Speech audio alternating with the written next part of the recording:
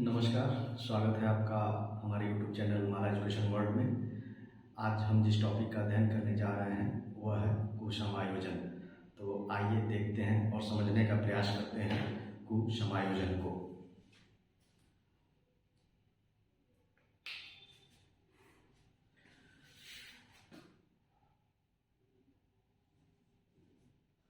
अगर हम कुसमायोजन का अर्थ देखें तो कुसमायोजन का अर्थ है अगर व्यक्ति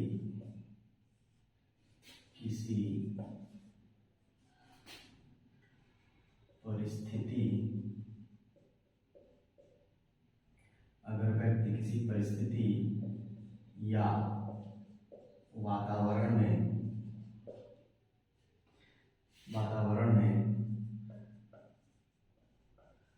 अपनी आवश्यकताओं,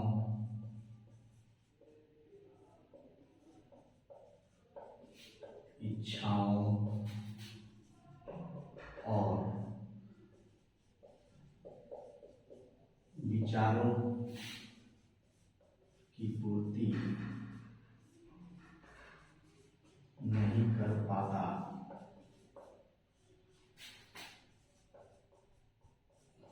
उसे ही हम कुसमायोजन या कुसमायोजित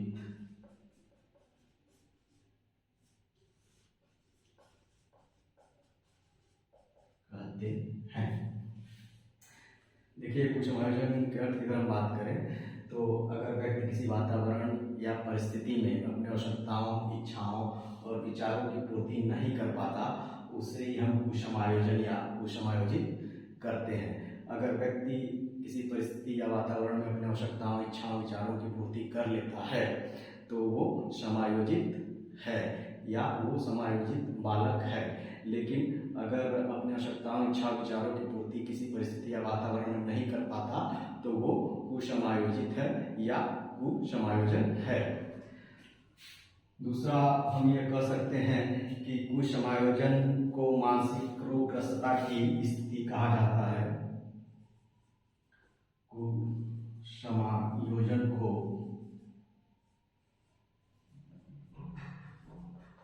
मानसिक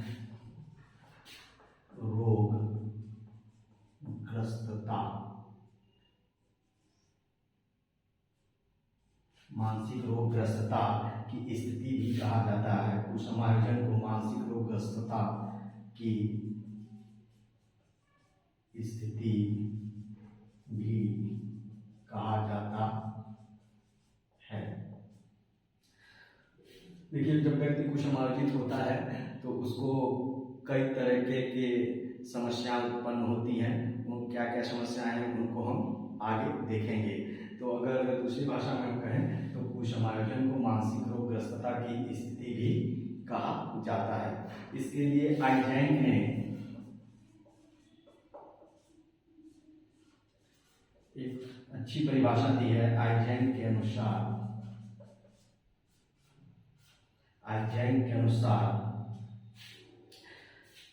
यह वह अवस्था है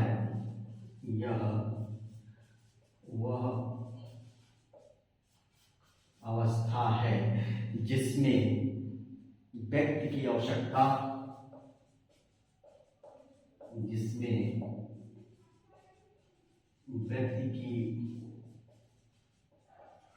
आवश्यकता, तथा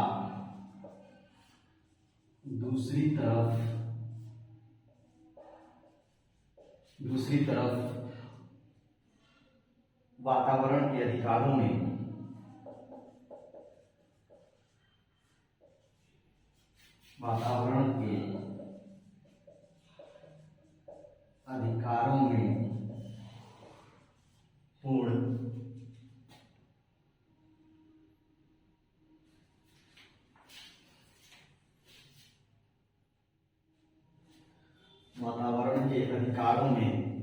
पूर्ण असंतुष्टि हो।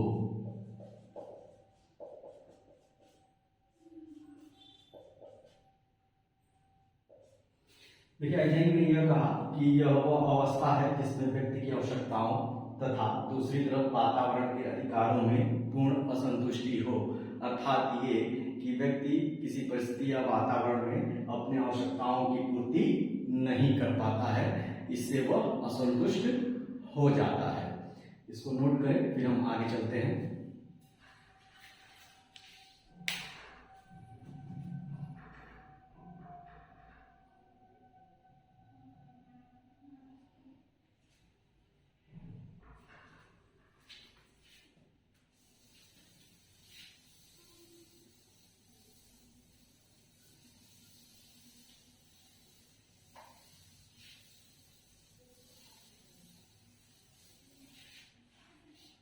नेक्स्ट, कुसमायोजित व्यक्ति की विशेषताएं। कुसमायोजित व्यक्ति की विशेषताएं या लक्षण। देखिए कुसमायोजित व्यक्ति की विशेषताएं या लक्षण देखें तो बहुत सारी ऐसी विशेषताएं या लक्षण हैं जिनको हम यह देख के बता सकते हैं या कह सकते हैं कि यह व्यक्ति कुसमायोजित है। जिसमें पहला है एकांतवासी। देखिए कुसमायोजित व्यक्ति की विशेषताओं में देखें तो पहला है एकांतवासी। कुसमायोजित व्यक्ति हमेशा एकांत में रहना पसंद करता है क्योंकि वो वातावरण में अपनी आवश्यकताओं, इच्छाओं और विचारों की पूर्ति नहीं कर पाता है। दूसरा, हीनता का भाव। जब व्यक्ति अपनी आवश्यकताओं, इच्छाओं, विचारों की पूर्ति किसी परिस्थिति या वातावरण में नहीं कर पाता तो उसके अंदर हीन भावना आती है और हीन भावना के कारण वो कई तरह की समस्याओं से ग्रसित हो जाता है, जैसे तनाव, दबाव, दुश्चिंता, द्वंद्व की स्थिति उत्पन्न हो जाती है। नेक्स्ट असुरक्षा का भाव। जब व्यक्ति कुसमायोजित होता है तो उसके अंदर असुरक्षा का भी भाव उत्पन्न हो जाता है। नेक्स्ट, हकलाना या तुतलाना। जब व्यक्ति अपने आवश्यकताओं, इच्छा, विचारों की पूर्ति किसी परिस्थिति या वातावरण में नहीं कर पाता है तो उसके अंदर तनाव, दुश्चिंता या दबाव की स्थिति उत्पन्न होती है, जिससे उसके अंदर हकलाने या तुतलाने का भाव आ जाता है।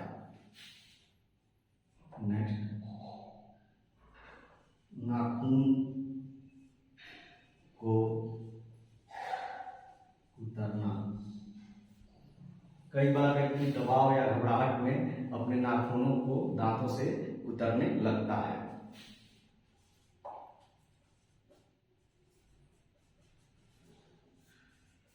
नेक्स्ट है विद्यालय से भागने वाले।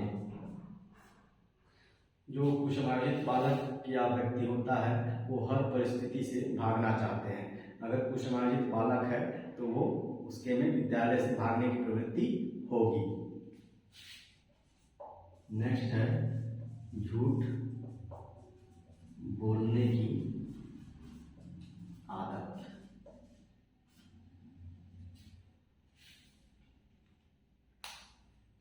अब हम नेक्स्ट देखेंगे कुसमायोजन के कारण।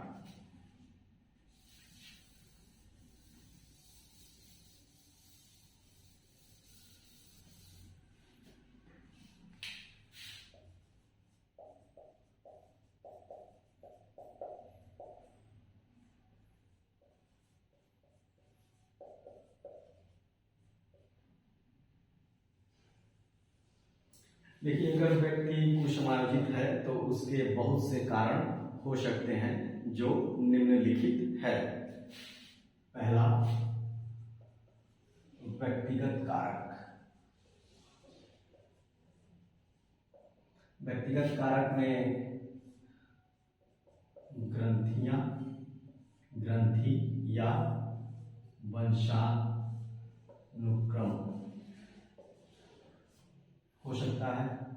दूसरा पारिवारिक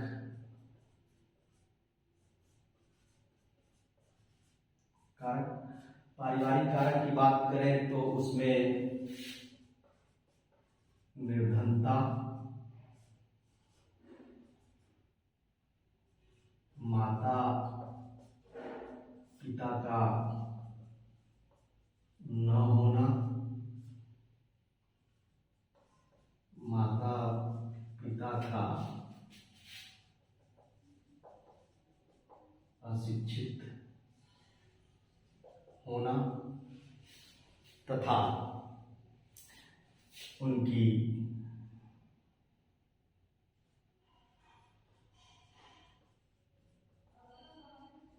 मृत्यु होना। इन सभी परिस्थितियों में व्यक्ति, अगर उसके पारिवारिक कारक को देखें तो इन सभी परिस्थितियों में व्यक्ति कुसमायोजित हो सकता है। नेक्स्ट है सामाजिक कारक।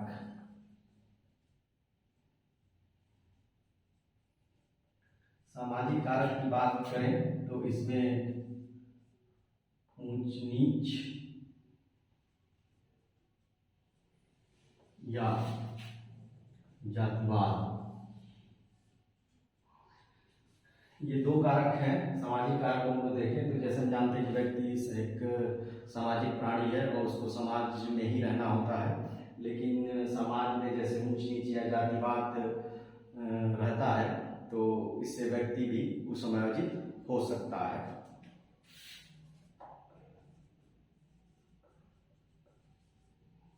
विद्यालयी कारक। देखिए, विद्यालय कारक भी कुसमायोजन को प्रभावित करता है। नेक्स्ट शारीरिक स्वास्थ्य।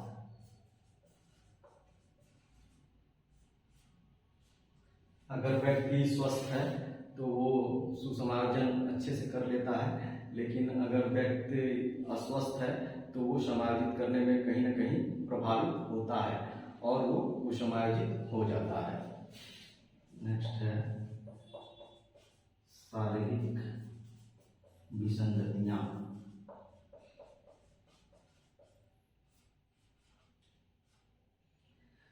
कई बार व्यक्ति के अंदर जन्मजात या दुर्घटनावश कुछ शारीरिक विसंगतियां हो जाती हैं, इस कारण वो समाज में अपने आप को समायोजित नहीं कर पाता और वह कुसमायोजित हो जाता है। और लास्ट है आर्थिक कारक।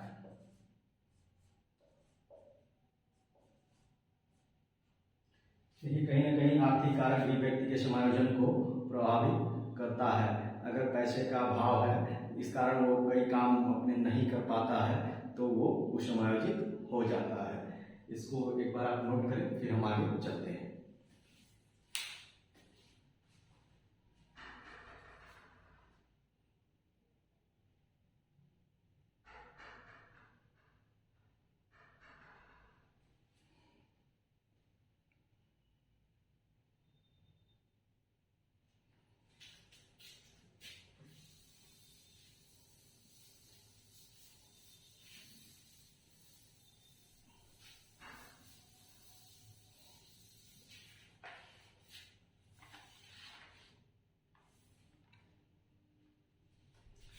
तो हम आगे देखेंगे कि अगर व्यक्ति कुसमायोजित होता है तो उनको किन किन समस्याओं का सामना करना पड़ता है।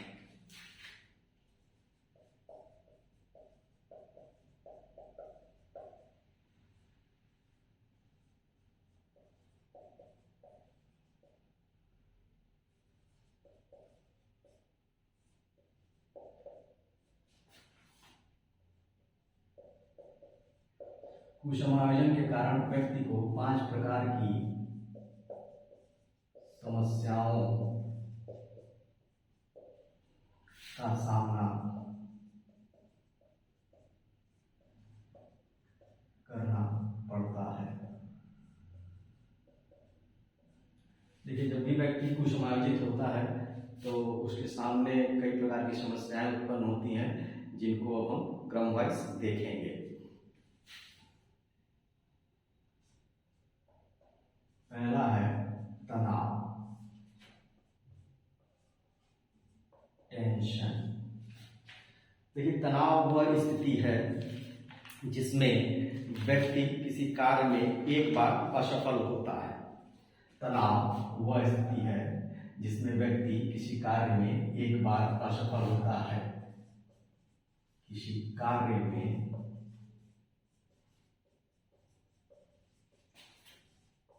एक बार असफल होना। या हम ये कह सकते हैं कि व्यक्ति वातावरण या समय की मांग के अनुसार व्यवहार नहीं कर पाता है तो वह तनावग्रस्त हो जाता है।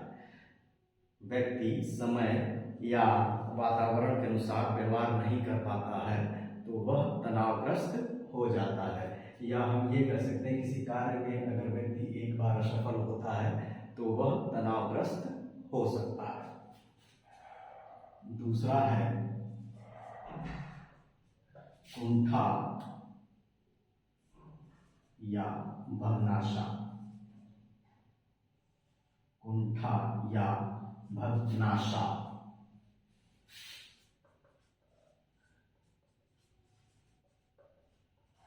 फ्रस्ट्रेशन, दूसरा है कुंठा या भग्नाशा, फ्रस्ट्रेशन। फ्रस्ट्रेशन की स्थिति तब उत्पन्न होती है जब व्यक्ति किसी कार्य में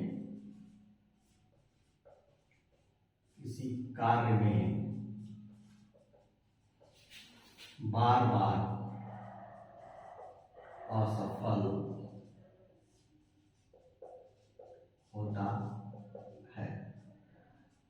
तनाव की स्थिति तब उत्पन्न होती है जब किसी कार्य में व्यक्ति एक बार असफल होता है, लेकिन कुंठा, भग्नाशा, फ्रस्ट्रेशन, किसी कार्य में व्यक्ति अगर बार बार असफल हो रहा है तो उसको फ्रस्ट्रेशन होगा।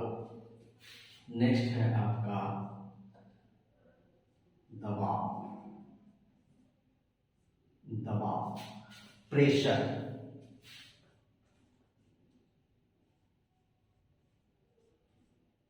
प्रेशर, दबाव वह स्थिति है जहां अपना व्यक्ति आत्मसम्मान बचाने के लिए प्रेशर में आ सकता है या किसी प्रतियोगी परीक्षा के कारण दबाव हो सकता है।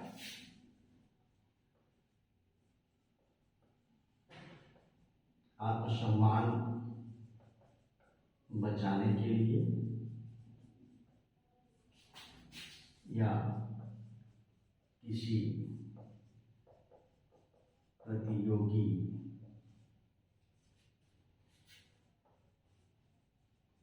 परीक्षा के कारण। ठीक, नेक्स्ट है दुश्चिंता,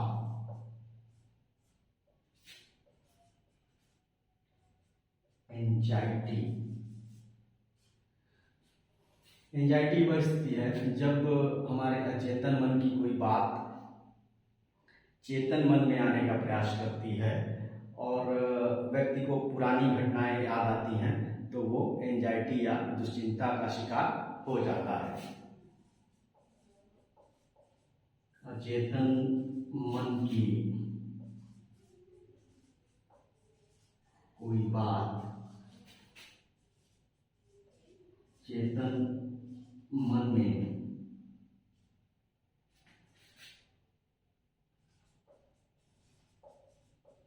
आने का प्रयास करती है और व्यक्ति को पुरानी घटनाएं याद आती हैं। एंजाइटी वह स्थिति है जब अचेतन मन की कोई बात चेतन मन में आने का प्रयास करती है और व्यक्ति को पुरानी घटनाएं याद आती हैं, तब वो व्यक्ति एंजाइटी का शिकार हो जाता है। जैसे मान लीजिए कोई व्यक्ति किसी परीक्षा में एक बार असफल होता है तो उसको अंदर तनाव हो जाता है और उस तनाव को दूर करने के लिए वो फिर से मेहनत करता है और फिर से एग्जाम देता है तो वो पास हो जाता है, तो उसका तनाव खत्म हो जाता है। लेकिन वही व्यक्ति अगर किसी परीक्षा में बार बार असफल होता है तो उसके अंदर फ्रस्ट्रेशन, कुंठा जन्म ले लेती है कि अरे मुझसे तो ये एग्जाम क्लियर ही नहीं हो पा रहा है। अगर बार बार असफल हो रहा है तो व्यक्ति को अपना आत्मसम्मान बचाने के लिए उसके ऊपर दबाव समाज का, घर परिवार का रहता है कि हमको परीक्षा में पास होना है। और एंजाइटी वह स्थिति है जैसे कि अगर कोई व्यक्ति शिक्षक बनना चाहता है, उसके दिमाग में है पहले से हमको शिक्षक बनना है, वो तैयारी करता है, प्रतियोगी परीक्षाओं की तैयारी करता है, एग्ज़ाम देता है, लेकिन वो एग्ज़ाम को नहीं क्लियर कर पाता है और अचानक से बाजार में किसी दिन उसके मित्र से मुलाकात होती है जो कि शिक्षक हो चुका है, तो उसको ये घटनाएं याद आती हैं और इस कारण से वो एंजाइटी में आ जाता है कि मेरा भी सपना शिक्षक बनने का था लेकिन वो सफल नहीं हो पाया। और जब अपने मित्र को देखता है तो उसके अंदर दुश्चिंता उत्पन्न हो जाती है, एंजाइटी का वो शिकार हो जाता है। इसको नोट करें, फिर हम आगे चलते हैं।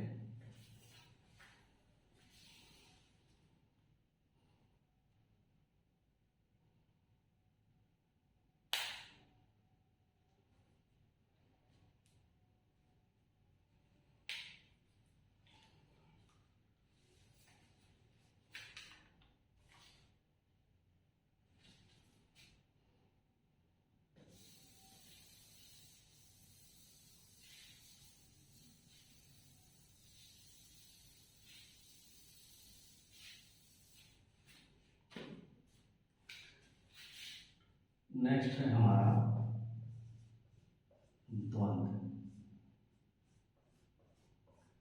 कॉन्फ्लिक्ट। देखिए कॉन्फ्लिक्ट की बात करें तो कॉन्फ्लिक्ट एक समय में दो विरोधी और समान शक्तियां जागृत होती हैं। द्वंद्व में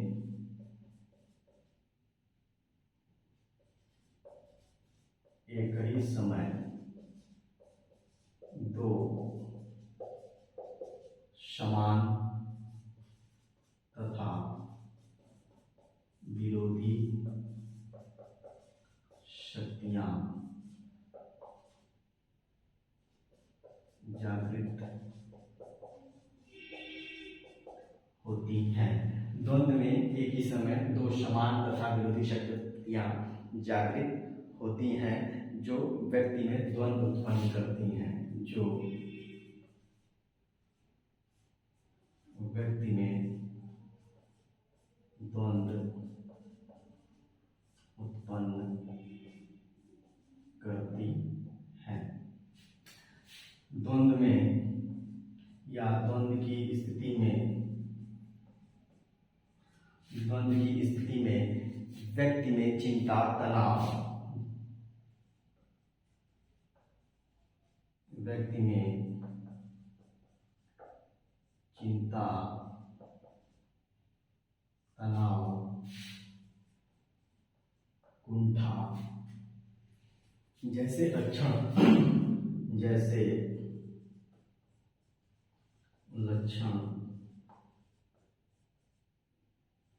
पाए जाते हैं। द्वंद्व में एक ही समय में दो समान तथा विरोधी शक्तियां जागृत होती हैं जो व्यक्ति में द्वंद्व उत्पन्न करती हैं। द्वंद्व की स्थिति में व्यक्ति में चिंता, तनाव, कुंठा जैसे लक्षण पाए जाते हैं।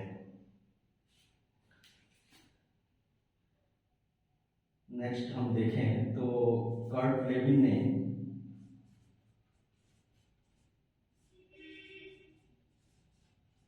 द्वंद्व के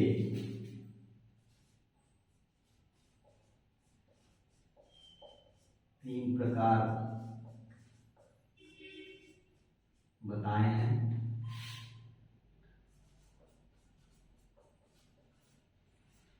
हॉलैंड और डोनाल्ड और मिलर ने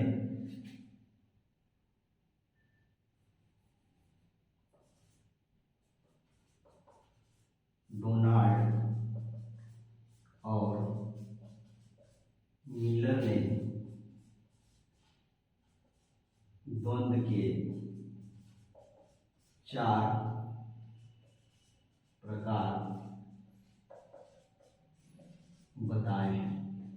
देखिए कर्ट लेविन ने द्वंद्व के 3 प्रकार बताए हैं, लेकिन डोनाल्ड और मिलर ने द्वंद्व के 4 प्रकार बताए हैं, जिसको कि अब हम आगे देखेंगे।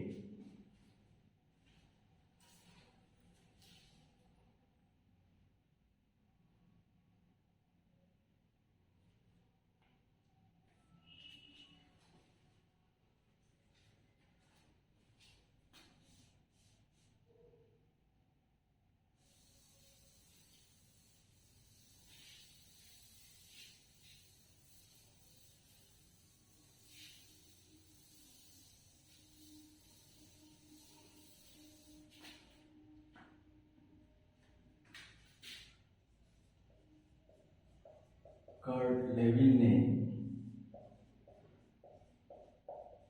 द्वंद्व के 3 प्रकार बताए हैं। डोनाल्ड और मिलर ने 4 प्रकार बताए हैं। पहला है उपागम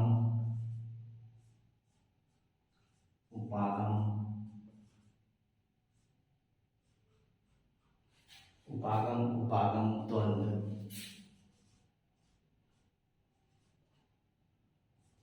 या ग्राह्य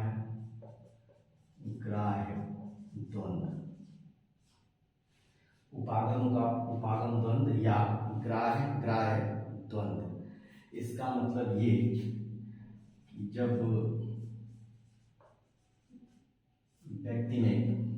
जब व्यक्ति के पास 2 ऐसे धनात्मक लक्ष्य या जब व्यक्ति के पास 2 ऐसे धनात्मक लक्ष्य या कार्य आ जाए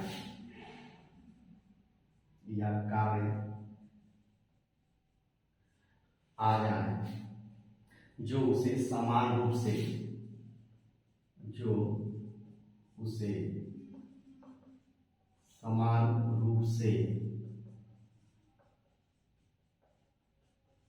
आकर्षित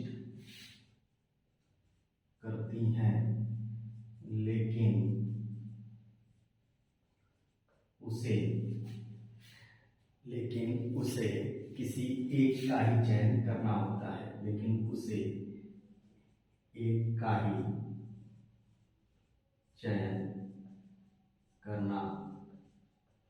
पड़ता है।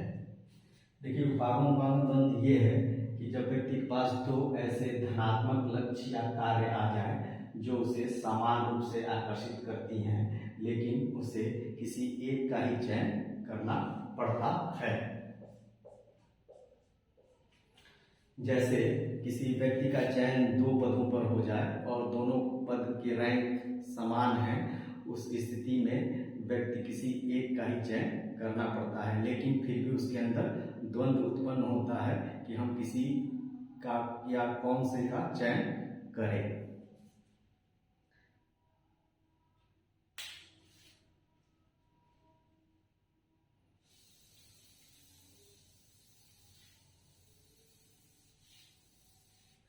नेक्स्ट है हमारा परिहार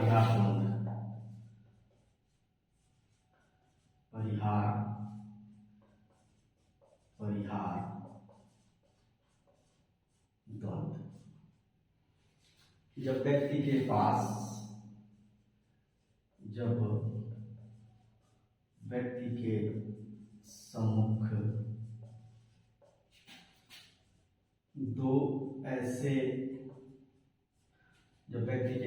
2 ऐसे नकारात्मक लक्ष्य होते हैं, 2 ऐसे नकारात्मक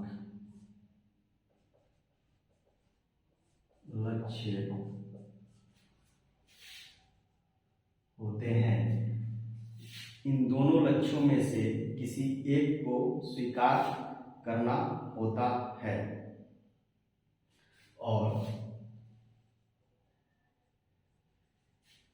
इन दोनों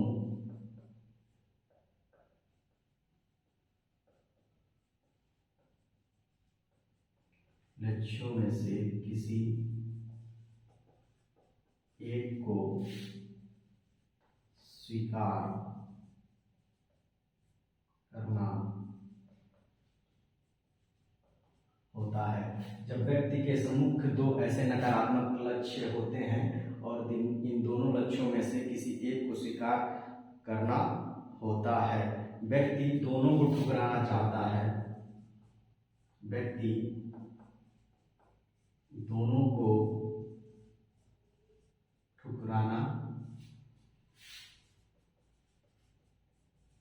चाहता है, लेकिन न चाहते हुए भी एक को स्वीकार करना होता है। लेकिन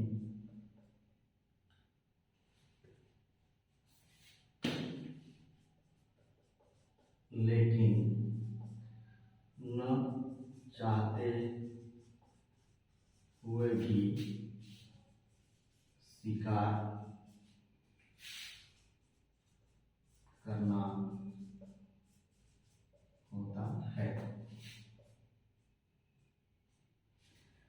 देखिए, जब व्यक्ति सम्मुख दो ऐसे नकारात्मक लक्ष्य होते हैं और इन दोनों लक्ष्यों में से किसी एक को स्वीकार करना होता है, लेकिन व्यक्ति दोनों को ठुकराना चाहता है और न चाहते हुए भी स्वीकार करना होता है, तब परिहार द्वंद्व उत्पन्न होता है। जैसे बालक गणित नहीं पढ़ना चाहता है, लेकिन उसके माता पिता उसको इंजीनियर बनाना चाहते हैं और न चाहते हुए भी माता पिता के डर से बच्चे को गणित पढ़ना पड़ता है, तब उसके अंदर परिहार द्वंद्व उत्पन्न होता है।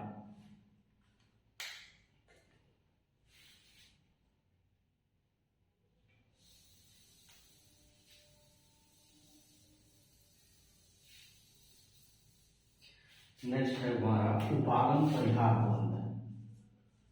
उपागम परिहार द्वंद्व।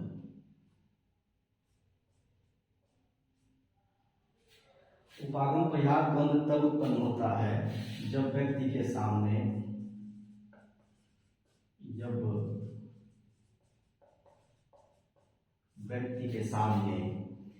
ऐसे लक्ष्य आ जाए, जब व्यक्ति के सामने ऐसे लक्ष्य या कार्य आ जाए जो जितना आकर्षित करता है उतना ही भयभीत करता है। उपागम परिहार द्वंद्व तब उत्पन्न होता है जब व्यक्ति के सामने ऐसे लक्ष्य आ जाए या कार्य आ जाए जो जितना उसको आकर्षित करता है उतना ही भयभीत करता है। जैसे बालक खेलना तो चाहता है, बालक खेलना चाहता है, लेकिन वो चोट से घबराता है। इस कारण उसके अंदर उपागम परिहार द्वंद्व उत्पन्न हो जाता है।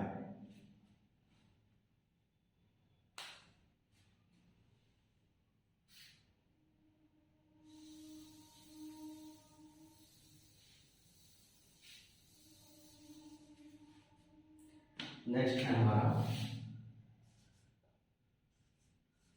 उपागम बहुउपागम परिहार द्वंद्व। बहुउपागम परिहार द्वंद्व।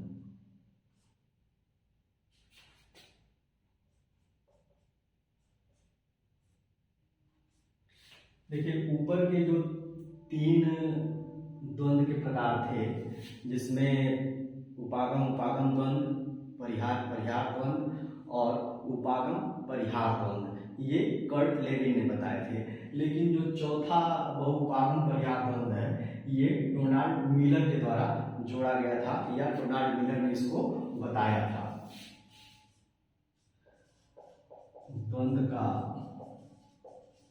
यह प्रकार, द्वंद्व का यह प्रकार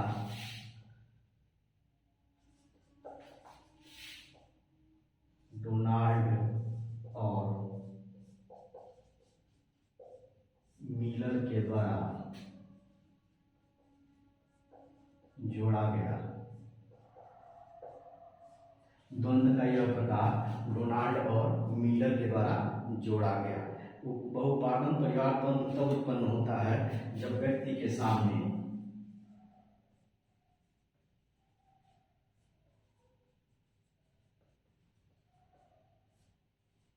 दो ऐसे धनात्मक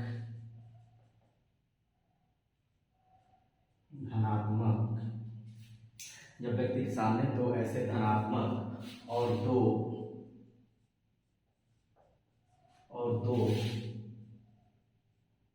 ऋणात्मक लक्ष्य या कार्य आ जाए, तो व्यक्ति के अंदर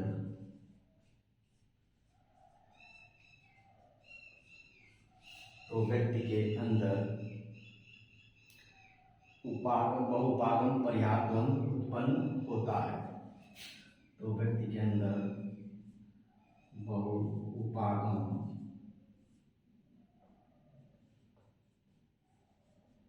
परिहार द्वंद्व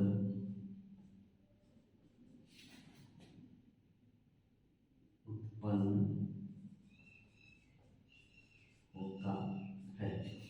देखिए, बहुउपागम परिहार द्वंद्व डोनाल्ड और मिलर के द्वारा जोड़ा गया, और बहुउपागम परिहार द्वंद्व तब उत्पन्न होता है जब व्यक्ति के सामने दो ऐसे धनात्मक और दो ऋणात्मक लक्ष्य या कार्य आ जाए जिनकी प्राप्ति वह एक साथ करना चाहता है। दो ऐसे धनात्मक और दो ऋणात्मक लक्ष्य आ जाए जिनकी प्राप्ति वो एक साथ करना चाहता है, तो व्यक्ति के अंदर उपागम परिहार द्वंद्व उत्पन्न होता है। जैसे व्यक्ति नौकरी भी करना चाहता है, वेतन भी पाना चाहता है, आत्मसम्मान भी चाहता है, लेकिन दूसरी तरफ वह बाहर जाने से डरता है, अकेले रहने से डरता है, तब उसके अंदर बहुउपागम परिहार द्वंद्व उत्पन्न होता है। इसको नोट करिए, फिर हम आगे चलते हैं।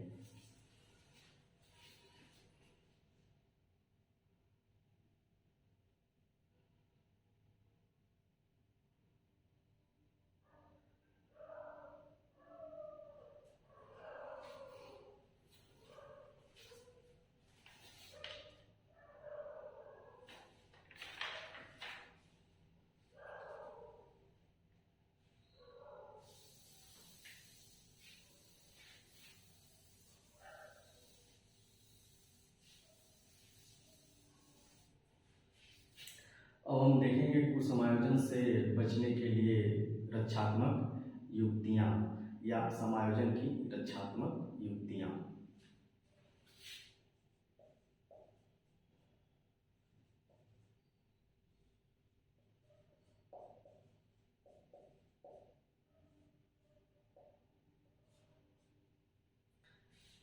देखिए, रक्षात्मक युक्तियां वो युक्तियां हैं जिनको व्यक्ति अपनाकर कुसमायोजन से बचता है, या वो जिनको व्यक्ति अपनाकर समायोजित होने का प्रयास करता है। इसमें 4 प्रकार हैं रक्षात्मक युक्तियों में। पहला है प्रत्यक्ष विधि।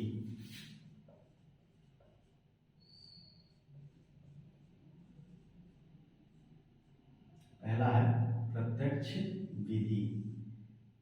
प्रत्यक्ष विधि की अगर हम बात करें तो प्रत्यक्ष विधि में व्यक्ति प्रत्यक्ष विधियों के अंतर्गत व्यक्ति चेतन अवस्था में रहकर अपना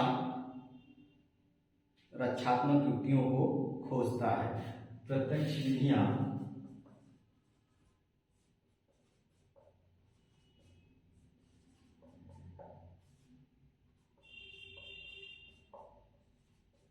प्रत्यक्ष विधियां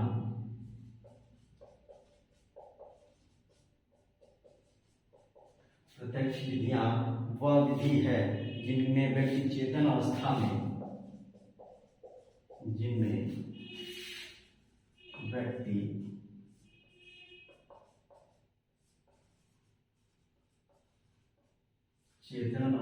में रहकर प्रत्यक्ष विधियां वह विधि है जिनमें व्यक्ति चेतन अवस्था में रहकर तनाव को कम करने के लिए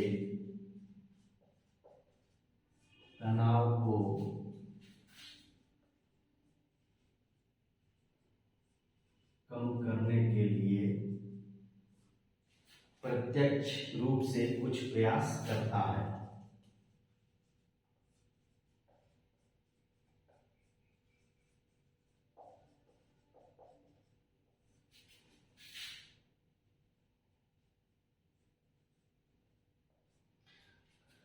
रक्षात्मक युक्तियों में पहला है प्रत्यक्ष विधि। प्रत्यक्ष विधियां वह विधियां हैं जिनमें व्यक्ति चेतन अवस्था में रहकर तनाव को कम करने के लिए प्रत्यक्ष रूप से कुछ प्रयास करता है, जिसमें पहला है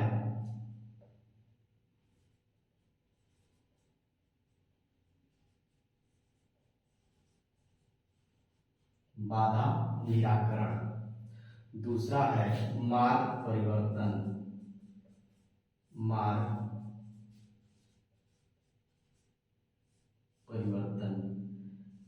तीसरा है लक्ष्य प्रतिस्थापन,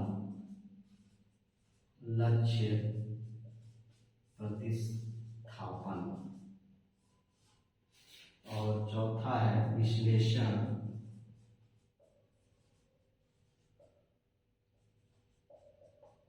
और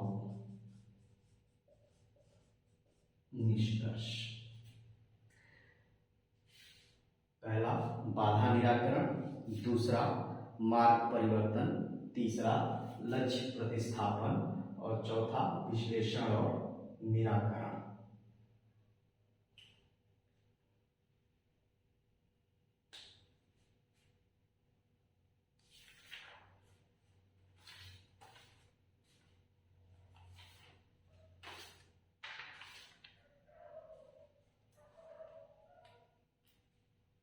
देखिए, पहला है बाधा निराकरण। बाधा निराकरण में वो मार्ग में लक्ष्य प्राप्ति के मार्ग में आने वाली बाधाओं को चेतन रूप में दूर करने का प्रयास करता है।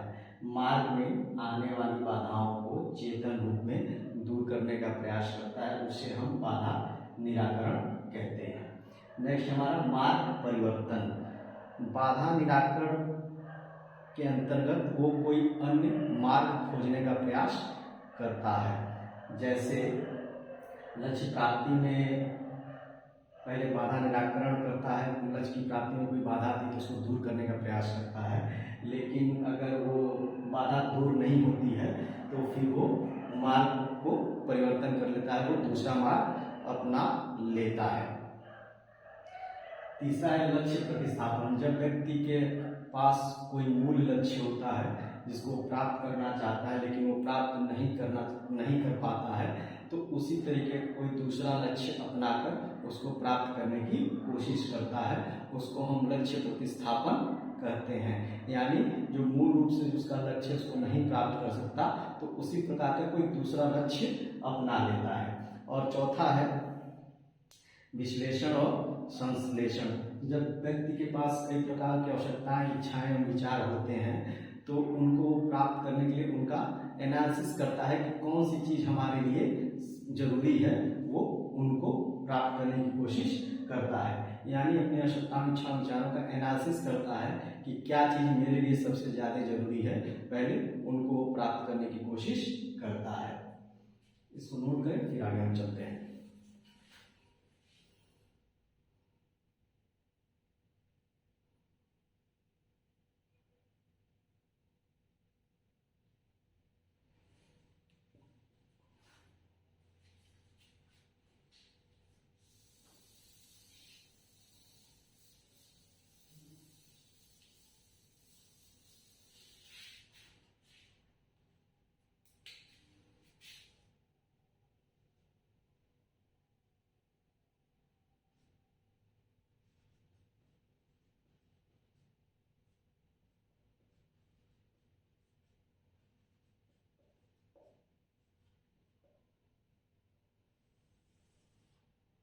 देखिए नेक्स्ट है हमारा अप्रत्यक्ष विधियां। अप्रत्यक्ष विधियां वह विधियां हैं जिनमें व्यक्ति तनाव को कम करने के लिए अचेतन रूप से अपनाता है। अप्रत्यक्ष विधियां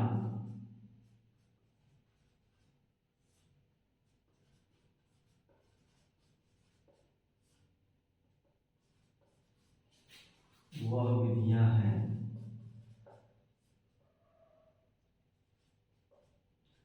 जिन्हें व्यक्ति तनाव को कम करने के लिए अचेतन रूप से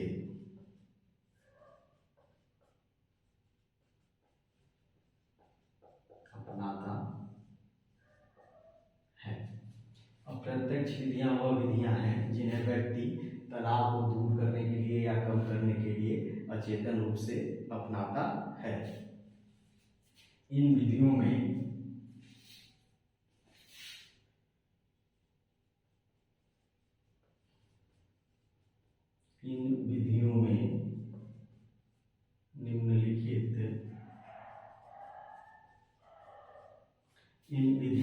निम्नलिखित विधियां शामिल हैं।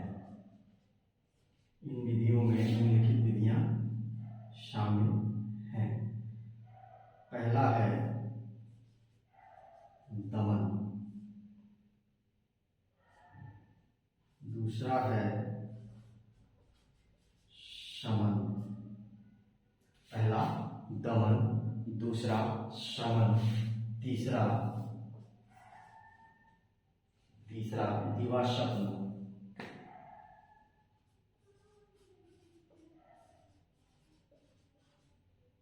पहला दमन, दूसरा शमन, तीसरा दिवास्वप्न, चौथा शोधन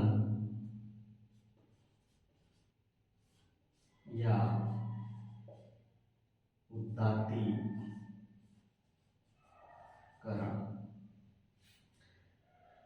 पहला दमन, दूसरा शमन, तीसरा दिवास्वप्न और चौथा शोधन या उदात्तीकरण। देखिए दमन वह चीज है जिसमें व्यक्ति अपनी इच्छाओं का दमन करते हुए समायोजन करने का प्रयास करता है। व्यक्ति अपने इच्छाओं को दमन करके समायोजन करने का प्रयास करता है। जैसे कोई व्यक्ति खाना चाहता है लेकिन वह बीमार है तो अपने खाने की इच्छा को दमन करके समायोजन करता है। शमन में ये है कि जो व्यक्ति की इच्छाएं होती हैं उन इच्छाओं की पूर्ति नहीं होती है तो वो उन इच्छाओं को भूलने का प्रयास करता है और इच्छाओं को भूल करके वो समायोजन करना चाहता है।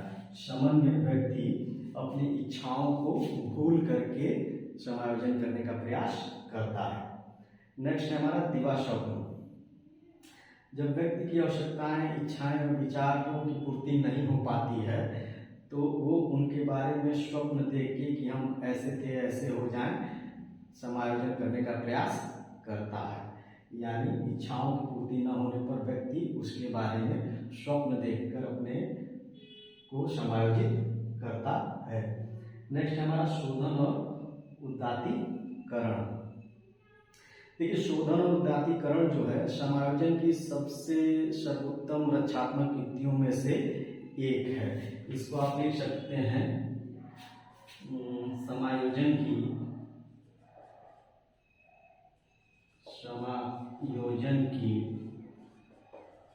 सर्वश्रेष्ठ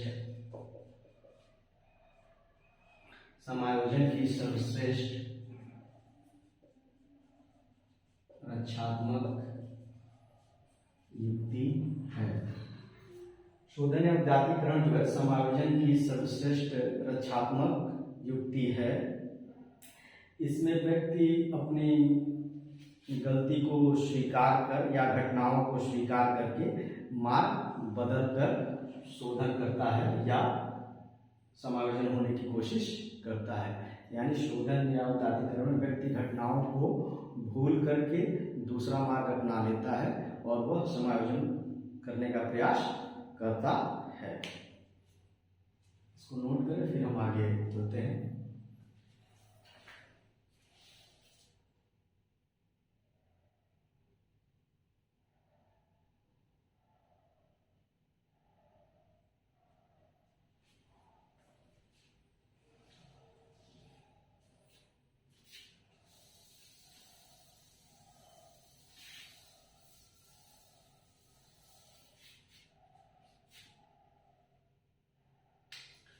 इसमें आगे है पांचवा प्रक्षेपण या प्रक्षेपण।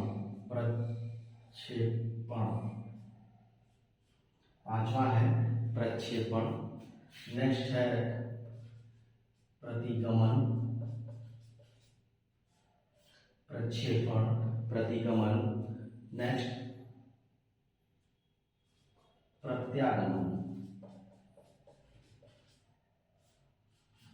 नेक्स्ट है आपका प्रत्यागमन और लास्ट युक्तिकरण। लास्ट में है आपका युक्तिकरण। देखिए, प्रक्षेपण वह स्थिति है कि जिसमें व्यक्ति अपनी गलतियों को दूसरों पे थोप कर समायोजित होने का प्रयास करता है। व्यक्ति अपनी गलतियों को दूसरों पे आरोपित करता है, उसको हम प्रक्षेपण कहते हैं। इसमें व्यक्ति अपनी गलतियों को दूसरों पर आरोपित करके समायोजन करने का प्रयास करता है। प्रतिगमन जो है, प्रतिगमन में व्यक्ति पुराने दिनों को सोचता है कि मैं छोटा था तभी ठीक था, यानी मैं जब छोटा था तभी ठीक था। क्योंकि जब व्यक्ति छोटा होता है तो उसकी आवश्यकताएं, इच्छाएं, विचार उस समय नहीं होते हैं। धीरे धीरे जब व्यक्ति बड़ा होता है तो उसके पास कई तरह की आवश्यकताएं, इच्छाएं और विचार जन्म लेती हैं, जिनको वो अपने परिस्थिति या वातावरण में पूरा करने का प्रयास करता है। तो प्रतिगमन में वो ये सोचता है, पिछले दिनों को सोच के कि जब मैं छोटा था तभी ठीक था, तब मेरे पास कोई आवश्यकता, इच्छा, विचार नहीं थे। नेक्स्ट है आपका प्रत्यागमन। प्रत्यागमन में व्यक्ति परिस्थितियों से दूर जाकर समायोजन करने का प्रयास करता है। जब व्यक्ति की आवश्यकताएं, इच्छाएं, विचार वातावरण किसी परिस्थिति में नहीं उत्पन्न होती है तो वो वहां से हटने का प्रयास करता है, कहीं दूर जाने का प्रयास करता है और अपने आप को समायोजित करना चाहता है। नेक्स्ट हमारा युक्तिकरण। युक्तिकरण के अंतर्गत असफलता का जो वास्तविक या मूल कारण है उसके बजाय वो कोई दूसरा कारण खोज लेता है। जब व्यक्ति असफल होता है तो जो असफलता का मूल कारण है उसके बजाय वो दूसरों को बताने के लिए कोई दूसरा कारण खोज लेता है। जैसे हमने एक कहावत सुनी थी कि लोमड़ी को अंगूर नहीं मिले तो लोमड़ी बताती है कि वो खट्टे हैं। उसी प्रकार व्यक्ति जब असफल हो जाता है तो जो असफलता का वास्तविक कारण है उसको न बताकर वो कोई दूसरा कारण बताता है। तो ये कुल 8 अप्रत्यक्ष विधियां हैं जिन्हें व्यक्ति अचेतन रूप से अपनाकर समायोजन करने का प्रयास करता है। इसको नोट करें, फिर हम आगे चलते हैं।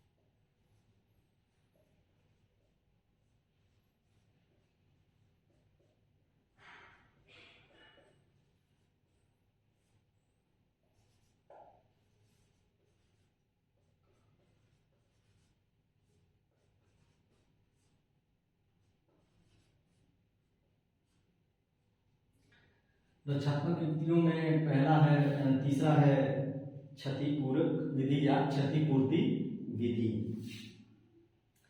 क्षतिपूर्ति विधि में व्यक्ति, जैसे कोई व्यक्ति अगर एक क्षेत्र में असफल है या किसी एक क्षेत्र में असफलता हासिल करता है तो फिर व्यक्ति किसी दूसरे क्षेत्र में प्रवीण होकर सफलता को हासिल करता है और उसकी क्षतिपूर्ति करता है।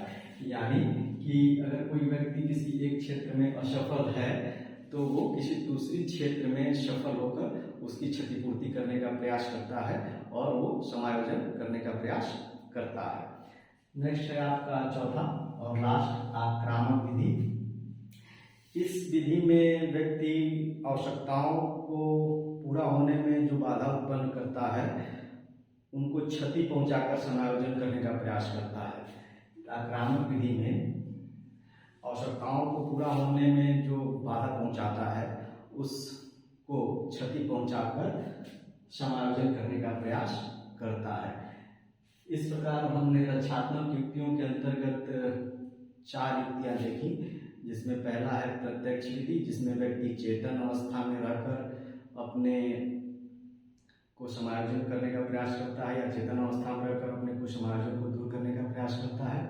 दूसरा हमने देखा अचेतन विधि, अप्रत्यक्ष विधि, जिसके अंतर्गत व्यक्ति अचेतन रहकर अपने कुछ समायोजन को दूर करने का प्रयास करता है। तीसरा हमने देखा क्षतिपूर्ति विधि और चौथा आक्रामक विधि। इस प्रकार हमने कुछ समायोजन के टॉपिक को पूरी तरीके से देखा और समझा। धन्यवाद।